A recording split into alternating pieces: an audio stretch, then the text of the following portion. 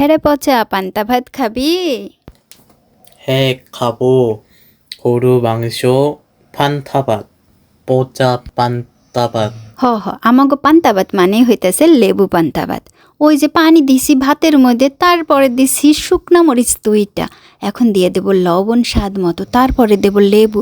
লেবুটা যেন কই গেল, ওই রে হাতের মধ্যে লেবু ছিল 2 টুকরা, লেবু দিয়ে দিলাম, ভালো কইরা কসলাই কসলাই রসটা লইলাম। গরুর মাংস রান্না করছিলাম, কি মজা হয়েছিল। তার ভিতরে আলুও দিছিলাম। এখন আলুটা এই যে ভাঙ্গা দেব, যেন ভাতটার স্বাদ আরও বেশি আসে। কারণ ওই যে পান্তা ভাতে যে মানে ভাতের মধ্যে যে পানিটা দিছি, এখন ওই যে আলুটা ভাঙ্গা দিলে পরে স্বাদটা না এত বেশি ভালো আসে।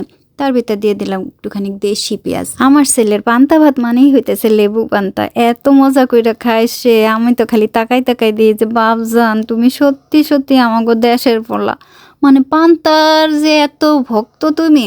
তুমি আমাকে সত্যি সত্যি দেশের পোলা, তুমি কখনোই অন্য দেশের হইতে পারো না। আর সত্যি কথা কইতে কি, আমার ছেলেটাও অনেক লক্ষ্মী একটা ছেলে। পান্তা ভাত হইলে আর কিছু লাগে না।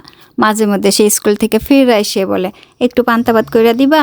মানে যদি থাকে একটুখানি মাংস ঘরে, যদি দেখে যে আমি একটু মাংস রান্না করছি দেশের স্টাইলে, তাহলেই বলবে যে পান্তা ভাত হবে আজকে। আর পান্তা ভাতটাও হয়েছিল অনেক মজার, মানে সবসময় মজার হয়। আর মজা কইরাই খায়। পুরোটা খাইতে পারে কিনা, হ্যাঁ পুরোটাই খায়। একটুও রাখে কিনা শেষে, না না রাখে না, পুরোটাই খায়।